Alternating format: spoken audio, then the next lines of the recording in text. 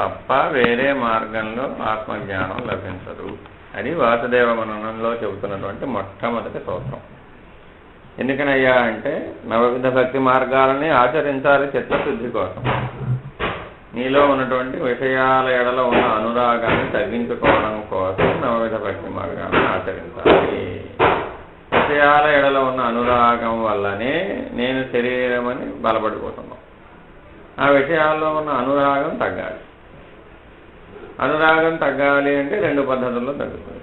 ఎలాగా? మొట్టమొదట్లో పరోపకారం కోసమని చేయాలి. నీకేమి ఫలాన్ని అపేక్షించకుండా పరోపకారం కోసమని సేవాభావంతో చేయాలి. అది ఒక పద్ధతి. దానికంటే ఉన్నతమైన పద్ధతి త్యాగం, కర్మఫల త్యాగంతో చేసే పద్ధతి ఒక పద్ధతి. విషయాలలో మనం జీవించాలి, కానీ రెండు పద్ధతుల్లో జీవించాలి. ఎట్లాగయ్యా అంటే నిష్కామ కర్మ, అమనస్కం, ఈ రెండు పద్ధతులు ఉంటాయి అన్నమాట. నిష్కామ కర్మ అంటే కర్మ యొక్క ఫలితాన్ని ఆశ్రయించకుండా చేయడం నిష్కామ కర్మ. దానికంటే ఉన్నతమైనది ఏమిటంటే అమనస్కం, మనస్సుతో పని లేకుండా కర్మఫల త్యాగ బుద్ధితో అసలు కర్తే లేడు అనే పద్ధతిలో చేస్తే అది అమనస్క భావానికి చేరుతుంది అన్నమాట. అభ్యాసం. కామకర్మలో బాగా పరిణతి చెందాలి. కామకర్మ చేసే అలవాటు రావాలి కదా. ముందు ఇప్పటి వరకు ఎలా చేసాం మనం? ఫలితాన్ని అపేక్షించి చేస్తూ వచ్చాం. లలితా సహస్రం చదివాం, చదివితే ఫలశ్రుతి చదివేసాం. చివరికి ఆ ఫలితం వచ్చింది, ఈ ఫలితం వచ్చింది అంటున్నావుగా. వ్రతంలో కూడా ఫలితం వచ్చింది, ఆ ఫలితం వస్తుంది, ఈ ఫలితం వస్తుంది, ఫలశ్రుతి చదువుకుంటున్నావు కదా. ఆ ఫలశ్రుతి చదివేటప్పుడు ఈ ఫలంతో నాకు పని లేదు, నేను ఆత్మస్వరూపుణ్ణి, వీటితో నాకు పని లేదనే భావం కలిగిందా? అప్పుడు కలగలేదుగా. అందువల్ల ఏమైంది? ఆ నవవిధ భక్తి మార్గాలు ఆచరించావు, కానీ ఏమైంది? కామ్యక కర్మలు అయిపోయినాయి. అంటే కోరికతో చేసావన్నమాట. ఇదిగో ఫలానా నిమిత్తమై ఈ పని చేస్తున్నాను అని పెట్టుకుని చేసావు. నాకు జ్ఞానం ఒక్కటే కావాలి, నాకు మిగిలింది అవసరం లేదు. వైరాగ్యం ఒకటే కావాలి, మిగిలింది అవసరం లేదు. జ్ఞాన వైరాగ్యాలు తప్ప మిగిలినవి నాకు అవసరం లేదు అనేటువంటి స్థితిలో స్థిరపడి ఎప్పుడైతే చేస్తావో అప్పుడే అది నిష్కామ కర్మ అవుతుంది అన్నమాట. లేకపోతే అవదు. అంటే అనువైనవి చేస్తావు, దానికి దానికి అనువైనటువంటివి చేస్తావు. ఆ విషయంలో ఆ పరిస్థితిలో ఆ సమయానుకూలంగా ఉంటే అలా చేస్తాం, మామూలుగా చేసేస్తాం అన్నమాట. అదే కదా జీవుడంటే, శరీర భావం అంటే. కాబట్టి ప్రతి అంశంలో, ప్రతి ఆలోచనలో కూడా నేను ఆత్మస్వరూపుడనే భావంతో చేసినప్పుడే అహం లేకుండా పోతుంది. జీవుడనే అహం ఉన్నంత వరకు అహంకారం తప్పదు. ఆ అహం వెనక దుఃఖం తప్పనిసరిగా ఉంటుంది. దాని వెనకాలే వస్తూ ఉంటుంది. అహం రాలేదు నీకు. అహం అంటే నేను, ఆకారం అంటే శరీరం. నేను శరీరమునే అనుకోవడం చేత అహంకారం అయింది. ఆకార భావాన్ని తీసివేస్తే నేనుకు వచ్చిన సమస్య ఏముంది అసలు? ఇప్పుడు గాఢ నిద్రావస్థలో ఉన్నావమ్మా, అప్పుడు ఆకారం ఉందా నీకు? లేదుగా. సుఖంగానే ఉన్నావుగా.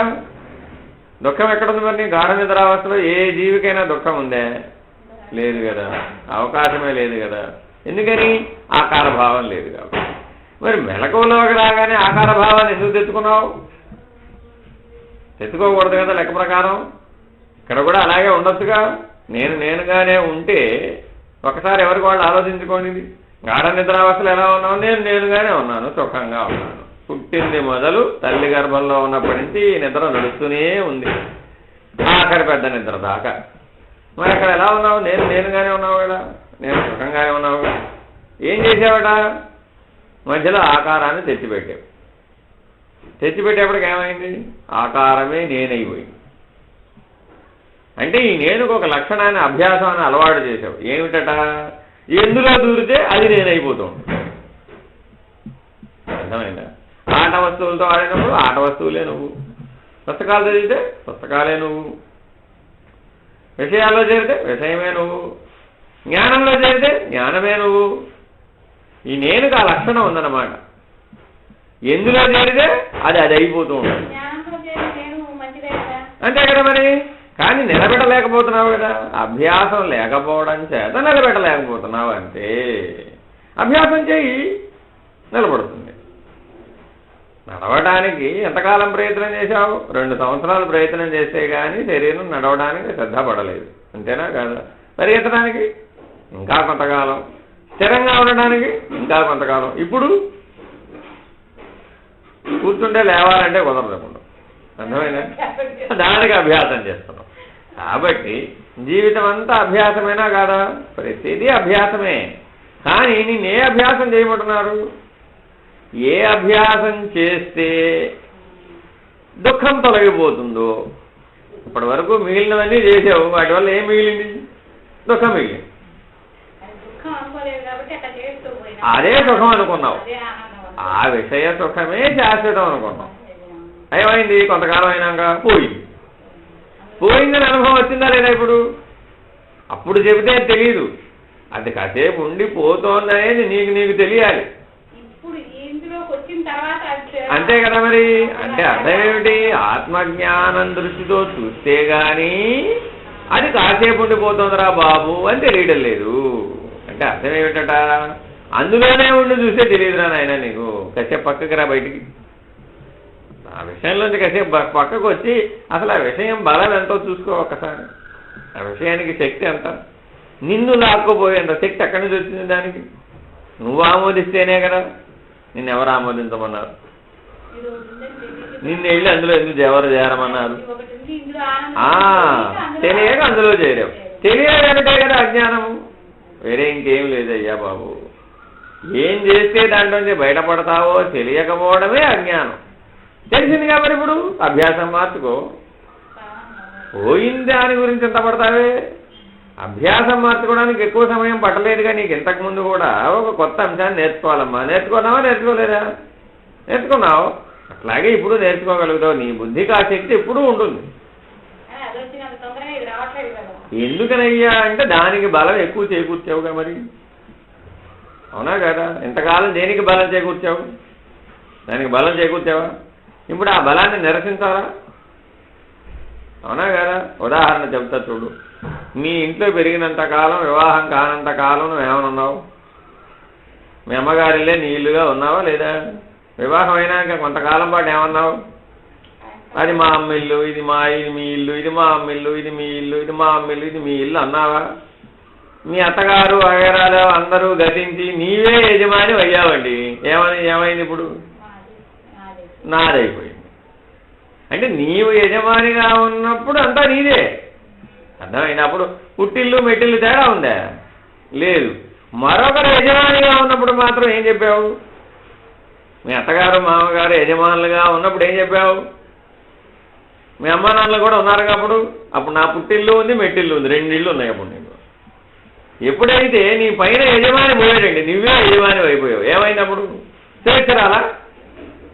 అట్లాగే ఇప్పుడు ఏమయ్యావు? విషయంలోకి చేరావండి, విషయం యజమాని కూర్చుంది. ఏమయ్యావు అప్పుడు? నేను యజమానిగా ఉండాలి అసలు ఎప్పుడూ కూడా, కానీ ఏమైంది? విషయం యజమాని కూర్చుంది. అప్పుడు ఏమైపోయావు? సుఖం దుఃఖం అనే 2 ఇళ్ళు వచ్చినాయి. విషయం ఎప్పుడైతే యజమాని అయిందో సుఖం దుఃఖం అనే 2 ఇళ్ళు వచ్చినాయి. మాటికి ఏమంటావు? నేను పుట్టింటో అయితే సుఖంగా ఉండేదా అని అత్త ఇంటికి వచ్చి కష్టపడిపోతున్నాను అంటున్నావా లేదా?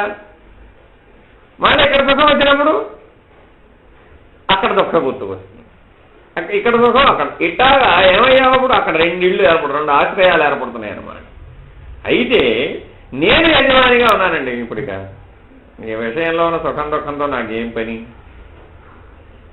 స్వేచ్ఛ వచ్చేసింది. ఇప్పుడు నాకు స్వేచ్ఛ వచ్చేసినాక ఏమైపోయింది? అన్ని పనిముట్లు అయిపోయినాయి, అన్నీ పనిముట్లు అయిపోయినాయి. ఎప్పుడైతే పనిముట్లు అయిపోయినాయో అప్పుడు ఏమైంది? సహజంగా సమస్యలు లేకుండా పోయిందిగా. ఇప్పుడైతే నీవు యజమానిగా ఉన్నావు, అన్నీ నీ అధీనంలో ఉన్నాయి. దేని కావాలంటే దాని పనిముట్టుగా వాడు, అది నువ్వు కామాక. ఏనుగులు నడిపే మావటి వాడు ఏనుగు వాడైతే వాడు ఎట్లా నడుపుతాడు? నడపగలరా? నడపలేడు కదా. గుర్రాన్ని నడిపే రౌతు వాడు గుర్రం అయితే నడపగలుగుతాడా? నడపలేడు కదా. మనం ఇప్పటివరకు ఏమవుతూ వచ్చాం? దాన్ని నడపరానైనా అని భగవంతుడు పంపిస్తే శరీరాన్ని, ఇంద్రియాలని, విషయాలని, జగత్తుని అర్థం చేసుకో, వాటిని నడుపు. రాజు వలె నడుపు, యజమాని వలె ఉండు అని భగవంతుడు నీకు ఆ శక్తి సామర్థ్యం ఇచ్చి మానవ ఉపాధిని ఇచ్చాడు. కానీ ఆ మానవ ఉపాధిలోకి వచ్చిన పూర్వ జంతు అభ్యాసం పోలే. అర్థమైందా? నీకు పాకే జంతువు నుంచి నడిచే జంతువుకి వచ్చావా రాలేదా? ఆ రాబట్టేగా ఇక్కడ ఎవరు నేర్పకుండానే పాకడానికి నడవడానికి వస్తున్నావు.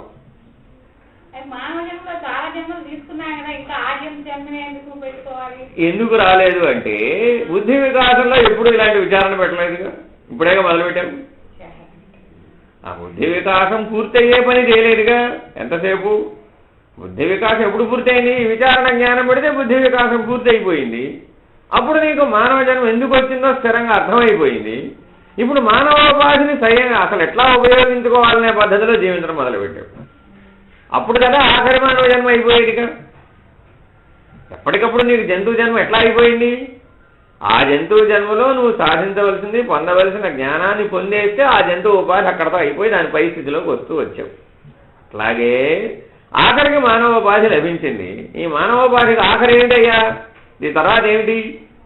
బుద్ధి వికాసం పూర్తవ్వాలి. ఆయన ఏమిటి పూర్తవ్వాలని? విచారణ జ్ఞానం చేత నేనే పూర్తిగా అంతటా వ్యాపించి ఉన్నవాడను, నేనే సత్యము, నేనే శాశ్వతము, నేనే సనాతనుడను, నేనే పరమాత్మను, నేనే ఆత్మస్వరూపుడను, నేనే భగవంతుడను అనే జ్ఞానం కనుక నీకు లభిస్తే మానవోపాధి నీకు ఎందుకు వచ్చిందో దానిపైన అయిపోయినట్టే. ఇంకప్పుడు నీకు ఆ ఉపాధితో పని లేదు. పని లేదు కాబట్టి నువ్వేం చేస్తున్నావు? మళ్ళీ పుట్టాల్సిన అవసరం లేకుండా ఉంది. ఎందుకు పుడుతున్నావు? ఇది తీరలేదు కాబట్టి పుడుతున్నావు. మరలా మానవుడిగానే పుడుతున్నావు, కానీ ఏమవుతావో తెలియదుగా. అందుకని మానవోపాధి నీకు అసలు ఎందుకు లభించిందో మొట్టమొదటి తెలుసుకో. బుద్ధి వికాసం కోసం మానవోపాధి లభించింది. ఆ బుద్ధి వికాసం పూర్తవ్వాలి అంటే విచారణ జ్ఞానం కావాలి. కానీ విచారణ జ్ఞానాన్ని విషయం వరకే పరిమితం చేసుకోవడం చేత, శరీరము విషయం వరకే పరిమితం చేయడం వల్ల ఏమైపోయావు? తాత్కాలిక సుఖాన్ని మాత్రమే ఆశ్రయించే పద్ధతులు జీవించావు. అందువల్ల ఏమైంది? విషయాలు రాజై కూర్చున్నాయి, యజమానై కూర్చున్నాయి, అవి బలపడిపోయినాయి. అందువల్ల ఇప్పుడు ఏం చేయాలడా? అసలు నాకు మానవోపాధి ఎందుకు లభించింది? ఈ విషయం కోసమేనా? నేను పుట్టింది దేనికోసం అనే ప్రశ్న వేసుకో మొట్టమొదట. ఎవరికో ఒకరికి రోజు వంకాయ కూర చేసి పెట్టడానికో, గోంగూర పచ్చడి చేసి పెట్టడానికో, సాంబార్ చేసి పెట్టడానికే పుట్టానండి. నేనేమన్నా నేను దేనికోసం పుట్టాను? తోముకోవడం, అన్నం గిన్నెలు తోముకోవడం, అన్నం వండుకోవడం, గిన్నెలు తోముకోవడం, అన్నం వండుకోవడం, గిన్నెలు తోముకోవడం, వంట తినడం, పడుకోవడం. ఇంతేనా? వేరే పని లేదా? ఇంకా ఎందుకు పుట్టాను నేను అసలు? మనం రోజు ఇదేగా పనిచేస్తుంది. వేరే ఇంకేమైనా పనిచేసామా ఇంతవరకు? 40 ఏళ్ళు 50 ఏళ్ళు వెనక్కి తిరిగి చూడండి. అందులోనే సుఖాన్ని వెతుక్కున్నాం. ఆ అంటు తోవడంలోనే శుభ్రంగా తోవాను, తలతల్లాడేటి తోవాను, సర్ఫ్ పెట్టి తోవాను, విమ్ పెట్టి, ఇట్టా ఏమైపోయావు? తాత్కాలిక సుఖం, తాత్కాలిక ప్రాధాన్యత, తాత్కాలిక ప్రత్యేకత అయిపోయా. మహదానందపడిపోయావు. బ్రహ్మానందం అందులోనే ఉందనుకున్నావు అంటే, అబ్బా మీరు పెట్టిన సాంబార్ అద్భుతం అండి అంటే చాలు నీవో పొంగిపోయావు అంతే, అంత అయిపోయావు అంతే. అవునా కదా? మరి విషయం కదా ఇది. ఈ సాంబార్ ఎంతసేపు ఉంటుంది? రేపటికి ఏమైపోతుంది? ఎంత గొప్పదైనా తీసి దెబ్బలో కొట్టాల్సిందేనా? నువ్వు చేసినా నేను చేసినా? మరి ఇందులో శాశ్వతత్వం ఏమైనా ఉందా? లేదు. ఇవాళ పొగిడిన వాడు రేపు సరిగ్గా నువ్వు చేయలేదండి ఏమన్నాడు? మరేమైంది? మరి నిన్న బాగా ఏమయ్యావు అప్పుడు? అర్థమైందా? అంటే అర్థం ఏమిటి నాయనా? విచారణ జ్ఞానం లేక చేయడం వల్ల ఇలా అయిపోయావు. కాబట్టి అభ్యాస బలాన్ని మార్చుకో. అంతేగాని ఘటంలోకి వెళ్ళి ఊరికే తిక్కుపడమాక. ఘటం గడిచిపోయింది కదా, ఆ గడిచిపోయిన అనుభవాన్ని దృష్టిలో ఉంచుకొని మళ్ళీ అందులోకి పోమాక. అది చేయవలసింది. కానీ మనం ఏం చేస్తున్నాం? అదే పోనీ మళ్ళీ తిరిగి ఇక్కడికే వస్తుంది. నువ్వు స్థిరంగా ఉండు. అంటే ముందేం చెప్పాలి? మనసు నేను కాదని చెప్పాలి. అది నువ్వు నా చేతిలో పనిముట్టువు కానీ నేను నువ్వు కాదు. చెబుతూ ఉండాలి దానికి. ఓయ్ నువ్వు మళ్ళీ వచ్చావా? నేను చూస్తున్నాను నిన్ను, నేను గమనిస్తున్నాను నిన్ను. మళ్ళా వచ్చావు నువ్వు, నేను గమనిస్తున్నాను. నాలో రజోగుణం పనిచేస్తోంది, నాలో తమోగుణం పనిచేస్తోంది. నాలో సత్వగుణం పనిచేస్తుంది. ఈ 3 గుణాలు ప్రారంభమైనవి. నేను గమనిస్తున్నాను, నేను నిన్ను చూస్తున్నాను, నిన్ను గమనిస్తున్నాను, నేను గమనించేవాడను, నేను సాక్షిని, నేను గమనిస్తున్నాను. నువ్వు నేను కాదు ఎప్పటికీ, నా చేతిలో నువ్వు పనిముట్టివి. ఈ వాక్యాలు నీ మనసుకి చెబితే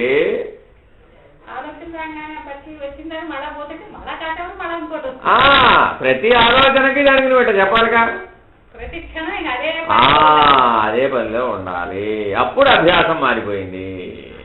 ఎంతసేపు ఎంతో టైం పడదు దీనికేమి. 1 సంవత్సరం గట్టిగా కష్టపడు ప్రతి ఆలోచనకి ఇట్లా చెప్పడం, సరిపడిపోతాం అంతే. 1 సంవత్సరం చాలు.